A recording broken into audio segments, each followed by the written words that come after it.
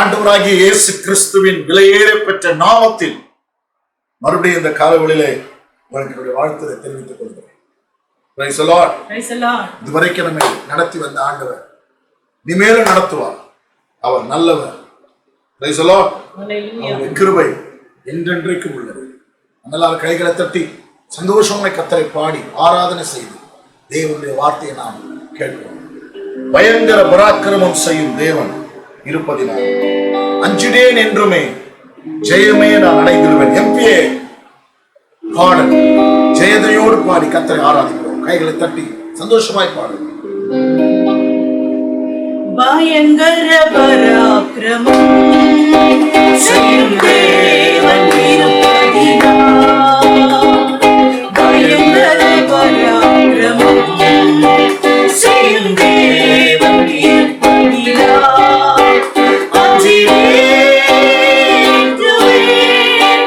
ஜெயமே நான் அடைந்திடுவேன்.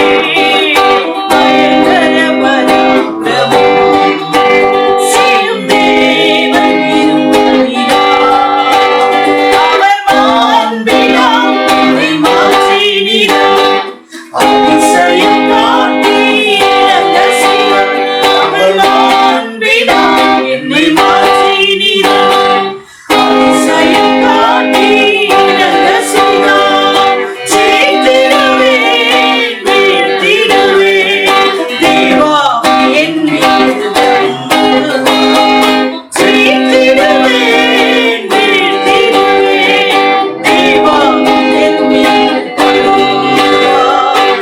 பயங்கர பராக்கிரமம் செய்யும் தேவன் இருப்பதினால், பயங்கர பராக்கிரமம் செய்யும் தேவன் இருப்பதினால், அவர் நல்லவரே, அவர் வல்லவரே, சோதித்து அறியும் கர்த்தரிவர். அவர் நல்லவரே, அவர் வல்லவரே, சோதித்து அறியும் கர்த்தரிவர். தேசியற்றும் உண்டாகும் காரியம் அவர் மீது சாத்திரே. தேசியற்றும் உண்டாகும் காரியம் அவர் மீது சாத்திரே. பயங்கர பராக்கிரமம் செய்யும் தேவன் இருப்பதினால், பயங்கர பராக்கிரமம் செய்யும் தேவன் இருப்பதினால், அவர் நான் நம்பிடும் தன் தேவனவோ, உதவிகள் அவரால் கிடைத்திடுமே. அவர் நான் நம்பிடும் தன் தேவனவோ, உதவிகள் அவரால் கிடைத்திடுமே. உண்மையை காத்திடுவேன், எனக்காக யாவையும் செய்துவார். உண்மையை காத்திடுவேன், எனக்காக யாவையும் செய்குவார். பயங்கர பராக்கிரமம் செய்யும் தேவன் இருப்பதினால், பயங்கர பராக்கிரமம் செய்யும் தேவன் இருப்பதினால், அஞ்சிடேன் என்றுமே, ஜெயமே நான் அடைந்திடுவேன். பயங்கர பராக்கிரமம் செய்யும் தேவன் இருப்பதினால், பயங்கர பராக்கிரமம் செய்யும் தேவன் இருப்பதினால். எரேமியா தீர்க்கதரிசி சொல்கிறார், கர்த்தரோ பயங்கரமான பராக்கிரமசாலியாய் என்னோடு கூட இருக்கிறார். ஹல்லேலூயா. இவ்வளோ பெரிய மகா பெரிய தேவனை நாம் ஆராதிக்கிறபடியா எதை குறித்து நாம் கலங்க வேண்டிய அவசியம் இல்லை, பயப்பட வேண்டிய அவசியம் இல்லை. உண்மையினை காத்திடுவேன், எனக்காக யாவையும் செய்கிறார். கர்த்தர் எனக்காக யாவையும் செய்து முடிப்பார். கர்த்தர் நமக்காக ஒரு காரியத்தை இந்த வாரம் செய்வார். நம்புங்க. கர்த்தரை நாம் பாடி துதிக்கலாமா? ஹல்லேலூயா. இதே எம்பிஏ பாட்டு புத்தகத்திலே 424வது பாடல், ஒரு அருமையான ஒரு பாடல், நம்பிக்கையின் தேவனுடைய பாடல். என் நம்பிக்கை இயேசுவே என் தேவனே, என் துணையே, என்றென்றுமாய் காப்பவரே, என் இயேசுவே, என் நம்பிக்கை, என்னாலுமே சார்ந்திடுவேன். பாடுவோமா? தேவனை ஆராதிக்கலாமா? எல்லா கைகளை உயர்த்தி கொஞ்ச நேரம் கர்த்தரை ஸ்தோத்திரம் பண்ணுங்க. பார்க்கலாம், ஸ்தோத்திரம் பண்ணுவோம். We praise you, hallelujah, hallelujah, hallelujah. Oh, yadara bara bara bashandara diana moriya. Thank you, Lord. We praise you, we worship you. ஆண்டவரே, ஆராதனை செய்கிறோம். இந்த பூமியிலே நமக்கு ஒரு நம்பிக்கை உண்டு. இயேசு ஒருவரே நம்முடைய நம்பிக்கை. அந்த நம்பிக்கையோடு கூட இந்த பாடலை பாடி கர்த்தரை ஆராதனை செய்வோம். தேவனே, என் துணையே, என்றென்றுமாய் காப்பவரே, என் தேவனே, என் துணையே, என்றென்றுமாய் காப்பவரே, என் இயேசுவே, என் நம்பிக்கை, என்னாலுமே சார்ந்திடுவேன்.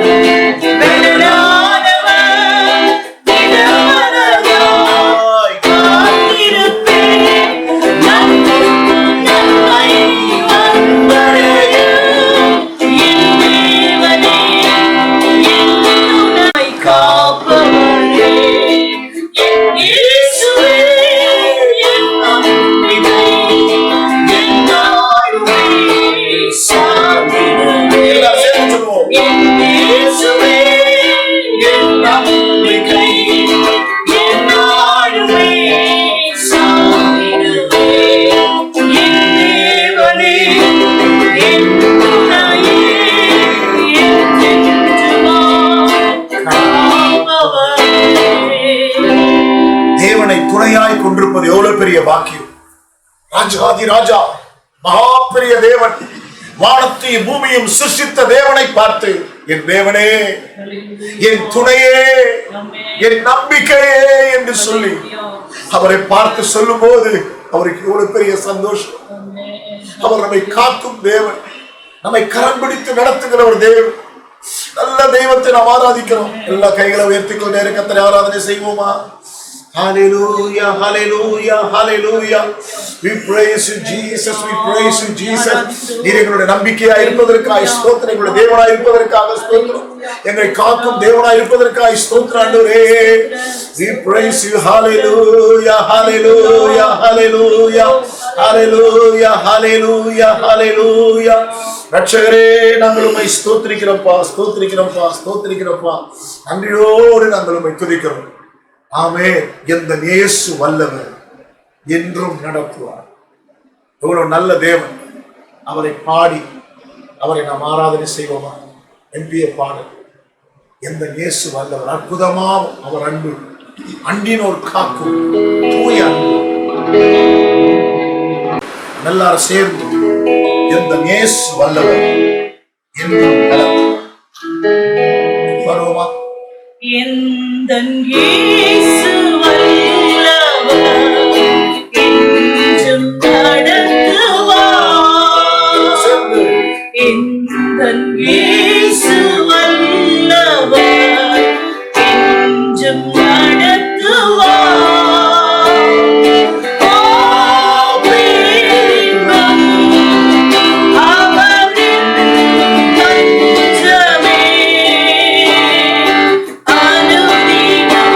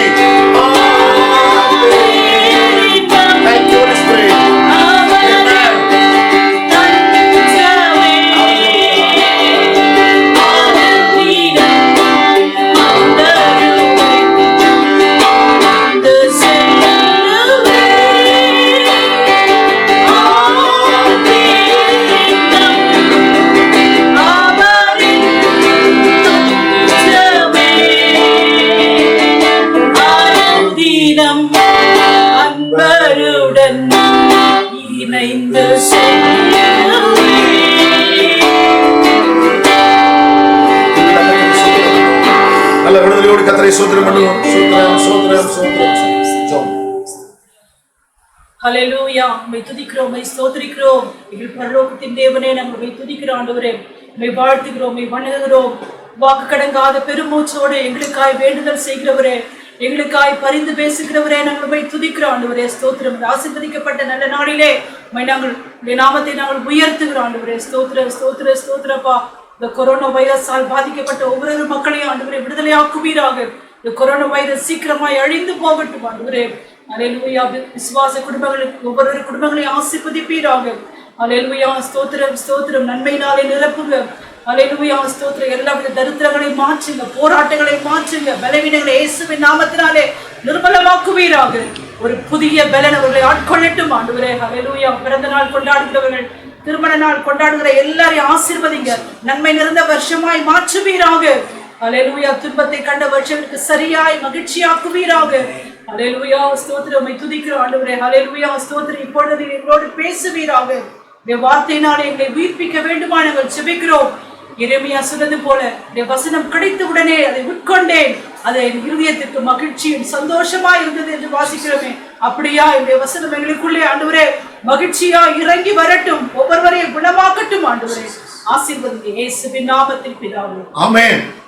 இப்பொழுது நாம் 77ஆம் சங்கீதத்தின் 10 வசனங்களை நாம் வாசிக்கலாம். 77ஆம் சங்கீதம்.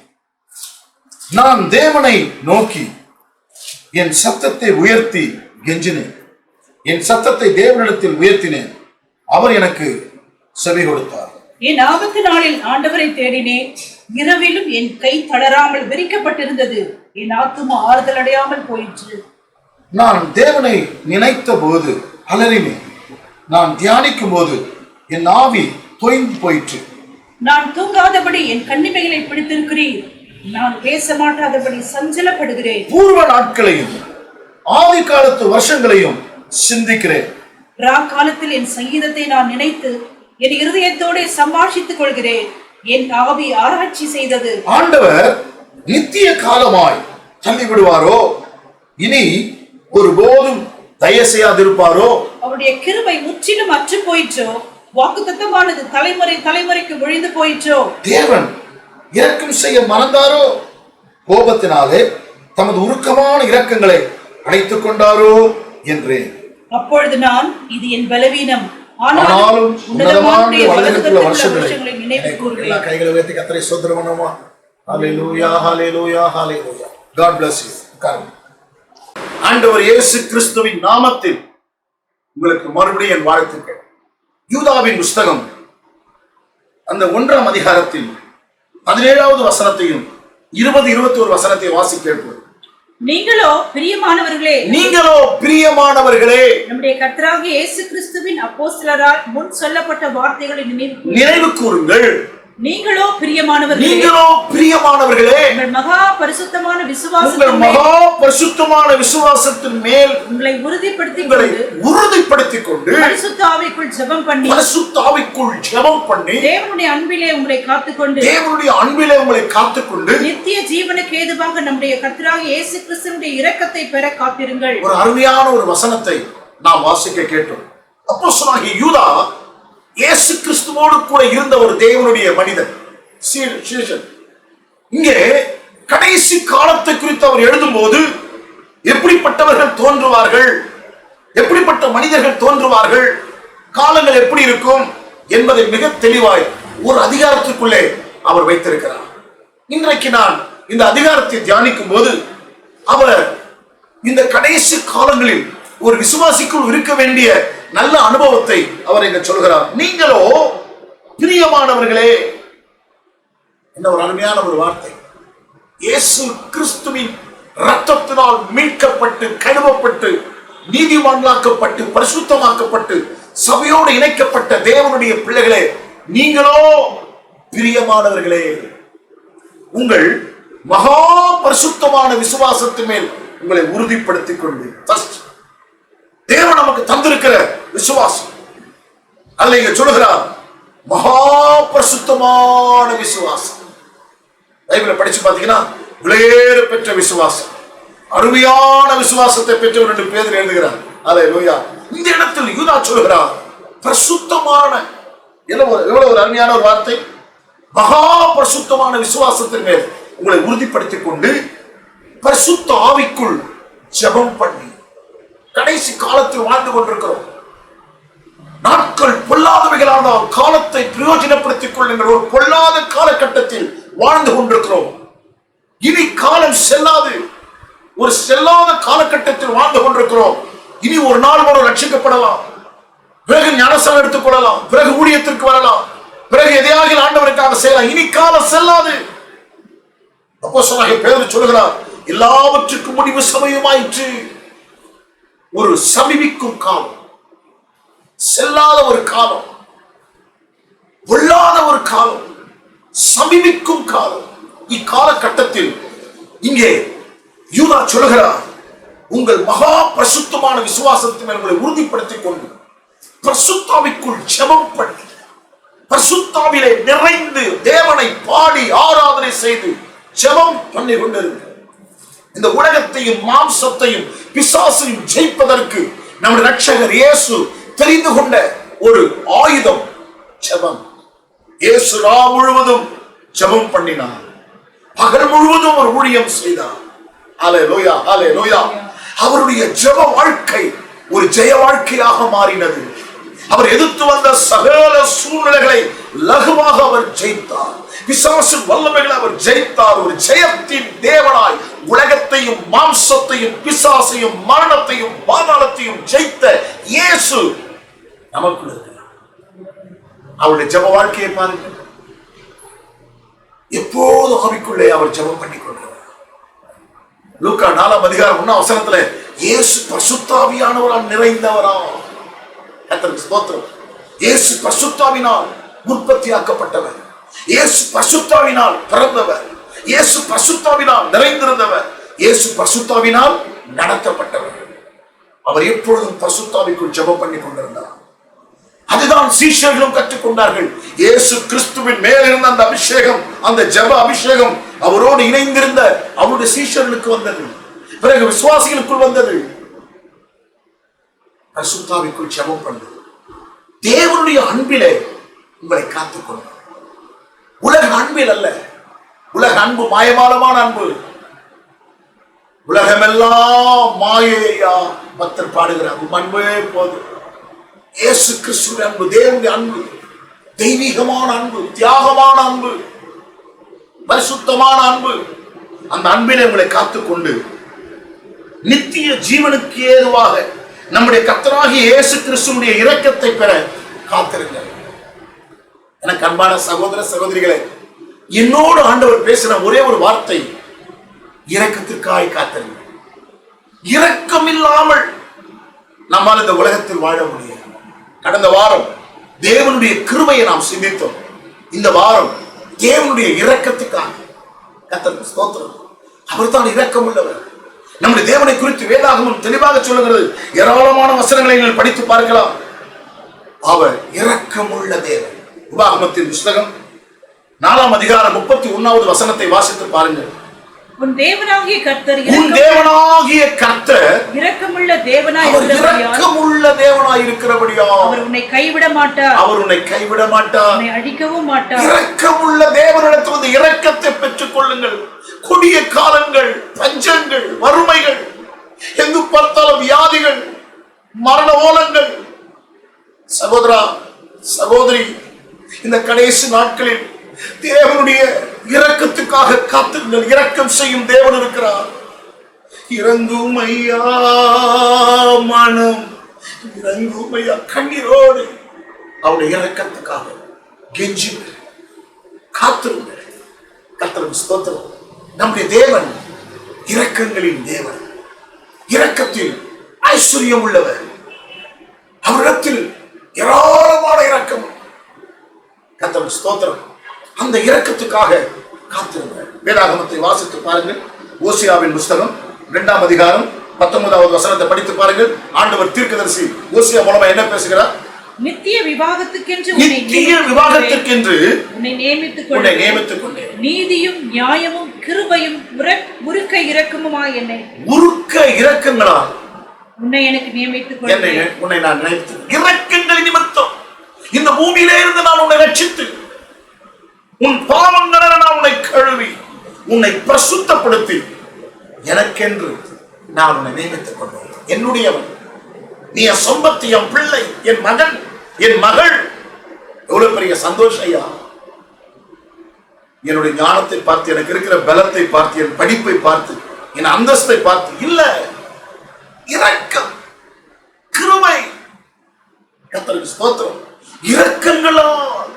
இரக்கங்களினால் அவர் நம்மை சேர்த்துக் கொண்டார், அவருக்கு என்று நியமித்துக் கொண்டார். கர்த்தருக்கு ஸ்தோத்திரம். அந்த இரக்கமுள்ள தேவன் நம்மோடு கூட இருக்கிறார். அவருடைய இரக்கங்களுக்கு முடிவு கிடையாது.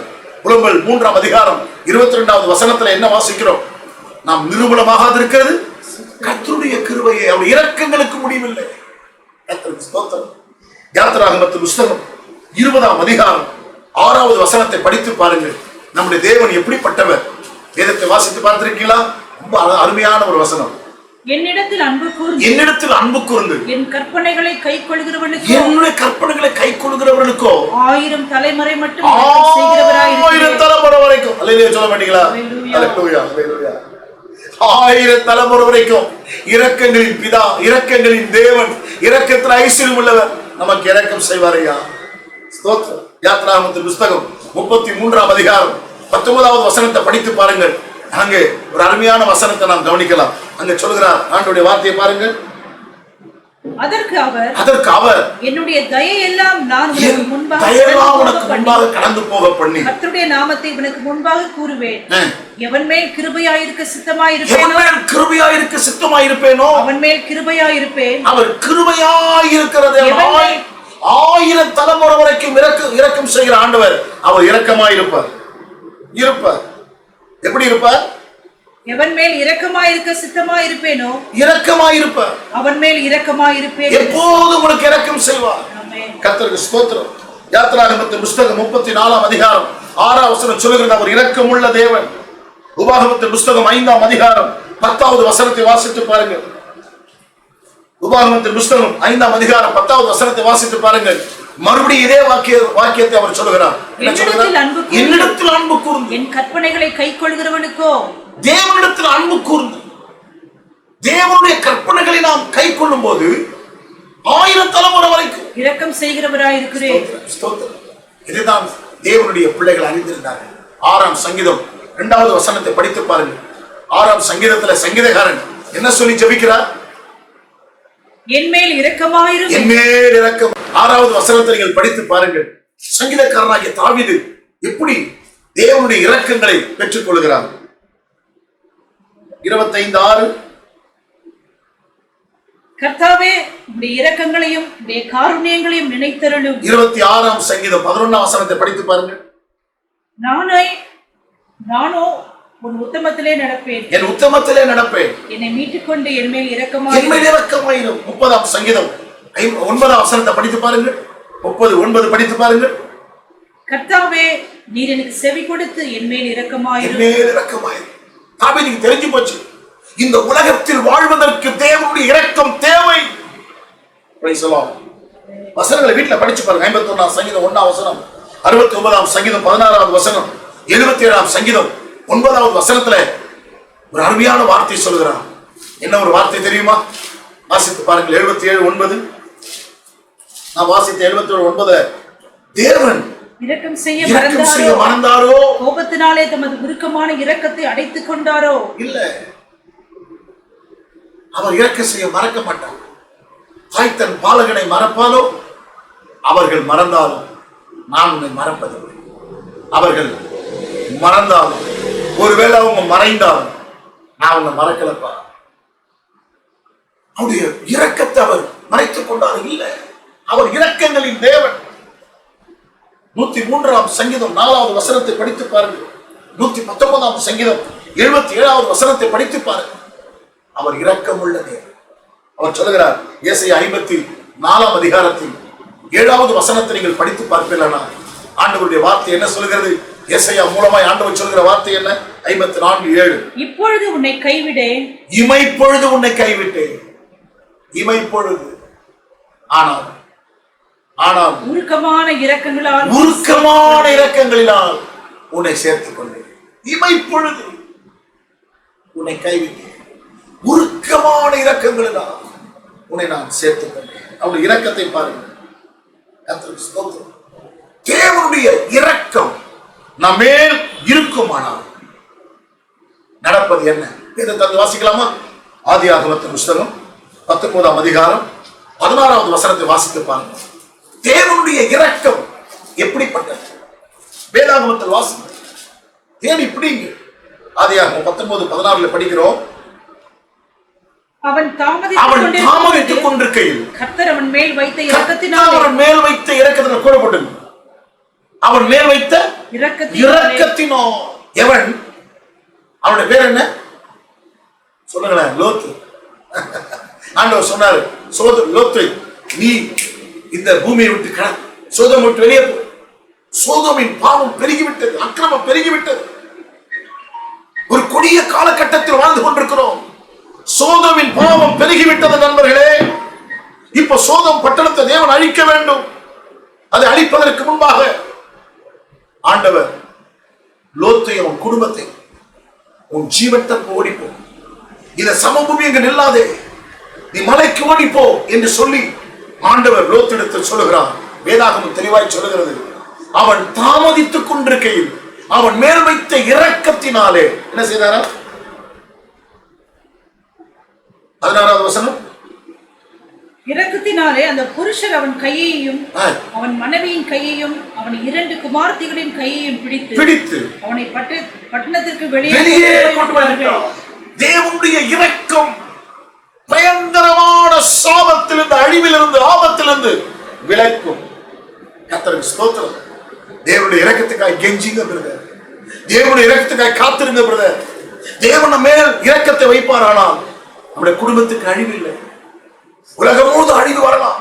ஒருவேளை சோதம் பட்டணத்தை போல ஆண்டவர் ஒரு பட்டணத்தை, ஒரு கிராமத்தை அழிக்க நினைப்பாரானால் அதற்கு முன்பாக அவருடைய இரக்கத்தை பெற்றவர்களை அந்த அழிவிலிருந்து விலக்கி காப்பார். அழிவிலிருந்து விலக்கி காப்பார். ஏன்? அவருடைய இரக்கம் மகா பெரியது. இன்றைக்கு ஒருவேளை நீ பாவ வாழ்க்கையை விட்டு, அசுத்த வாழ்க்கையை விட்டு, உன்னுடைய பின்மாற்றத்தை விட்டு இதுவரைக்கும் நீ திரும்பாமல் இருப்பாயானால் வெளியே வந்துவிடு. உன் பாவத்தை விட்டு வெளியே வந்துவிடு. அவன் தாமதித்துக் கொண்டிருக்கிறான். ஆண்டவர் பார்த்தார், அவன் மேல் வைத்த இரக்கத்தின் நிமித்தம் அவனை வெளியே கொண்டு வருவார். என் நண்பர்களே, உங்களுடைய பிடிவாதத்தை விட்டு, உங்கள் பொல்லாத சுபாவத்தை விட்டு, உங்களுடைய பொல்லாத வழிகளை விட்டு வெளியே வந்துருங்க. வெளியே வந்துருங்க. எவன் மேல் கிருபையாயிருக்க சித்தமாயிருப்பேனோ அவன் மேல் கிருபையாயிருப்பேன். எவன் மேல் இரக்கமாயிருக்க சித்தமாயிருப்பேனோ அவன் மேல் இரக்கமாயிருப்பேன். இரக்கம் இருக்குமானால் நிச்சயமாய் நமக்கு ஒரு வாழ்வு. கர்த்தருக்கு ஸ்தோத்திரம். என்ன அழகான ஒரு வசனம், எனக்கு ரொம்ப பிடித்த ஒரு வசனம். ஆண்டவரே, என் மேல் இரக்கம் வைத்திருப்பதற்கு அடையாளம், நீர் இந்த உலகத்தோடு ஆக்கிரிக்குள்ளாக தீர்க்க மாட்டேன். நிச்சயம் எனக்கு ஒரு பாதுகாப்பு உண்டையா, குடும்பத்துக்கு பாதுகாப்பு உண்டு, பிள்ளைகளுக்கு பாதுகாப்பு உண்டு. எந்த சபிக்கப்பட்ட சத்துரு உன் வீட்டுக்குள் நுழைய முடியாது. தேவனுடைய இரக்கம் உன் வீட்டின் மேல் இருக்கும். தேவனுடைய இரக்கம் உன் குடும்பத்தின் மேல் இருக்கும். தேவனுடைய இரக்கம் உன் பிள்ளைகள் மேல் இருக்கும். தேவனுடைய இரக்கம் நம்மை பாதுகாக்கும். கர்த்தருக்கு ஸ்தோத்திரம். இரண்டாவது, நீங்கள் வேதாகமத்தில் வாசித்து பார்ப்பீர்களானால் நெகேமியாவின் புஸ்தகம் 1ஆம் அதிகாரம் 11வது வசனத்தை நீங்கள் வாசித்து பார்ப்பீர்களானால் இங்கே நெகேமியாவுடைய வாழ்க்கை சரித்திரத்தை, அவருடைய அனுபவத்தை நாம் பார்க்கும்போது நெகேமியாவின் புஸ்தகம் 1:11 வாசிப்போம். ஆண்டவரே, உமது அடியானின் ஜெபத்தையும் உமது நாமத்துக்கு பயப்பட வேண்டும் என்று விரும்புகிற உமது அடியானின் ஜெபத்தையும் உமது செவிகள் கவனித்திருப்பதாக இன்றைக்கு உமது அடியானுக்கு காரியத்தை கைக்குடி வர பண்ணி, இன்றைக்கு உம்முடைய அடியானுக்கு காரியத்தை கைக்குடி வர பண்ணி, இந்த மனுஷனுக்கு முன்பாக எனக்கு இரக்கம் கிடைக்க பண்ணி, இந்த மனுஷனுக்கு முன்பாக எனக்கு இரக்கம் கிடைக்க பண்ணி அருளும் என்று பிரார்த்தித்தேன். இரக்கத்துக்காக அவன் கெஞ்சுகிறான். இரக்கத்துக்காக அவன் காத்திருக்கிறான். நெகேமியா, எருசலேமுடைய அலங்கு இடிக்கப்பட்டிருக்கிறது. யோசித்து பார்த்தீங்களா? அது பற்று அக்கினியால் சுட்டரிக்கப்பட்டு கிடக்கிறது. கேள்விப்படுகிறார். 1ஆம் அதிகாரம் 3-4 வசனங்களை வாசித்து பாருங்கள். இந்த வார்த்தைகளை அவன் கேட்டபோது உட்கார்ந்து அழுது துக்கித்து உபவாசித்து மன்றாடி பரலோகத்தின் தேவனை நோக்கி ஜெபம் பண்ணுகிறார். ஐயோ, எங்கள் பட்டணத்தினுடைய அலங்கம் இடிக்கப்பட்டிருக்கு, சபிக்கப்பட்டவன். பொல்லாத வாதைகள் நாட்டுக்குள் வந்துவிட்டது, உலகத்திற்குள் வந்துவிட்டது. தாங்க முடியாத வேதனை. உள்ளத்தில் வேதனை தாங்க முடியவில்லை. இந்த வார்த்தைகளை கேட்டபோது ஷாக் ஆயிட்டான். அழுறான், துக்கிக்கிறான், உபவாசிக்கிறான், மன்றாடுறான், செபிக்கிறான். தேவனுடைய முகத்தை நோக்கி பார்க்கிறான். இரக்கம் செய்த ஆண்டவரே, எப்படியாவது இடிக்கப்பட்ட அலங்கத்தை நான் கட்ட வேண்டும். தேவனுடைய சபையை நான் கட்ட வேண்டும். தேவனுடைய சாம்ராஜ்யத்தை கட்ட வேண்டும். பிசாசுடைய சாம்ராஜ்யத்தை அழிக்க வேண்டும். நான் தேவ ராஜ்யத்தை கட்ட விரும்புகிறேன். எனக்கு இரக்கம் செய்தருளும் ஆண்டவரே என்று சொல்லி இங்கே நெகேமியா ஜெபம் பண்ணுகிறார். கர்த்தருக்கு ஸ்தோத்திரம். கர்த்தர் நெகேமியாவுடைய ஜெபத்தை கேட்டு ராஜா நெகேமியாவுக்கு அருமையான உத்தரவு கொடுக்கிறார். நீ போகலாம், யூதா தேசத்திற்கு போகலாம், நீர் அலங்கத்தை கட்டலாம். எல்லா தேவைகளையும் சந்தித்து எல்லா பாதுகாப்பை கொடுத்து அனுப்புகிறார். எவ்வளவு பெரிய சந்தோஷம். நெகேமியா 2ஆம் அதிகாரம் 20வது வசனத்தில் நெகேமியா சொல்கிறார், பரலோகத்தின் தேவனானவர் எங்களுக்கு காரியத்தை கைக்குறி வர பண்ணுவார். அவருடைய ஊழியக்காரர்களாகிய நாங்கள் எழுந்து கட்டுவோம். கர்த்தருக்கு ஸ்தோத்திரம். தேவனுடைய இரக்கம் உங்கள் மேல் இருக்குமானால் நீங்கள் கட்டப்படுவீர்கள். உன் வாழ்வு கட்டப்படும், உன் பிள்ளைகள் வாழ்வு கட்டப்படும், உன் வீடு கட்டப்படும், உன் குடும்பம் கட்டப்படும், உன் சபை கட்டப்படும். எல்லா சன்பலாத்து தொபியாக்களுடைய சகல விதமான எல்லா விதமான பொய் பரியாசங்கள் கலகங்கள் ஆண்டவர் எல்லாவற்றையும் அபத்தமாக்குவார். கர்த்தருக்கு ஸ்தோத்திரம். ஒரு பெரிய சந்தோஷம். தேவனுடைய ஊழியத்தை கட்டுகிற ஜெபிக்கிற ஒரு தேவன் மனுஷன் மேலதான் தேவ இறக்கிற கையா. பைபிளை படிச்சு பாருங்க. நெகேமியா ஒரு பாரமுள்ள தேவ மனுஷன். நெகேமியா ஒரு ஜெப வீரன், a man of prayer. எப்போதும் ஜெபம் பண்ணுகிறவர். அவர் ஒரு நல்ல கர்த்தருடைய தாசன். ஜெபிக்கிற ஒரு மனுஷன் மேல தேவனுடைய இறக்கம் இருக்கும், கிருபை இருக்கு. தெரியுமா உங்களுக்கு? எந்த மனுஷன், எந்த சக்தியும், எந்த சன்பலாத்து தொபியாக்கள் கூட்டம் கூடலாம் நெகேமியா அசைக்க முடியாது. ஜெப வீரனை அசைக்க முடியாது. ஸ்தோத்திரம். பாஸ்டர் தேவசித்தம் ஐயா 48 ஆண்டுகள் பல்லாவூர் எம்பிஎஸ் சபையின் போதகராக இருந்தார். கிட்டத்தட்ட 34 ஆண்டுகளுக்கு மேல நான் அவரோடு இருந்து இந்த ஊழியத்தை கவனிக்கிறேன், பார்க்கிறேன். எத்தனை எதிர்ப்புகள், எத்தனை போராட்டங்கள், மனுஷர்களால் வந்த போராட்டம், விசாசனால் வந்த போராட்டம், பல சக்திகள் குடும்பத்துக்கு விரோதமாய், ஊழியத்துக்கு விரோதமாய் வந்தது. ஒரு அசைக்கப்படாத தேவ மனுஷன், ஒரு ஜெப வீரன். மகா நன்மைக்கு தக்கதாக ஒரு கோடு போட்டு, தேவனுடைய இரக்கம் உங்களை வாழ வைக்கும். தேவனுடைய இரக்கம் உங்களுக்கு ஜெயத்தை கொடுக்கும். தேவனுடைய இரக்கம் இந்த இடத்துல சொல்லப்பட்டிருக்கு, நன்மையை வரப்பண்ணும். மகா நன்மை, வாழ்விலே நன்மை இல்லையா? வழியிலே நன்மை, வருஷத்தை நன்மையால முடிசூட்டுவார். இந்த வாழ்விலே எரேமியா 31:14 என்ன சொல்லுகிறது? என் ஜனங்கள் நான் அளிக்க நன்மையால் திருப்தி ஆவார். நன்மை 85ஆம் சங்கீதம் 12ஆம் வசனம் சொல்லுகிறது, கர்த்தர் நன்மையானதை தருவார். நம்முடைய தேவன் நன்மை செய்கிறவர். நம்முடைய தனிப்பட்ட வாழ்க்கைக்கு, குடும்பத்திற்கு, பிள்ளைகளுக்கு, ஊழியத்திற்கு, சபைக்கு அவர் நன்மை செய்வார். நன்மையானதை தருவார். நன்மையினால் திருப்தியாக்குவார். நன்மையினால் முடிசூட்டுவார். எவ்வளவு நல்ல வார்த்தைகள். வாசித்து பாருங்க. தேவனுடைய இரக்கம் இந்த மாதம் உங்கள் குடும்பத்திற்கு நன்மை செய்யும். வாழ்க்கையில் நன்மை, வழியில் அவர் நமக்கு நன்மை செய்வார். வருஷத்தை நன்மையால் முடிசூட்டுவார். தீமை அணுகாது. பிசாசு தீமை செய்ய நினைத்தாலும், மனிதர்கள் தீமை செய்ய நினைத்தாலும், தேவனுடைய இரக்கம் நம்மேல் இருக்குமானால் நமக்கு யாரும் தீமை செய்ய கத்த விட மாட்டார். நன்மை நடக்கும். வாசித்து பாருங்கள்.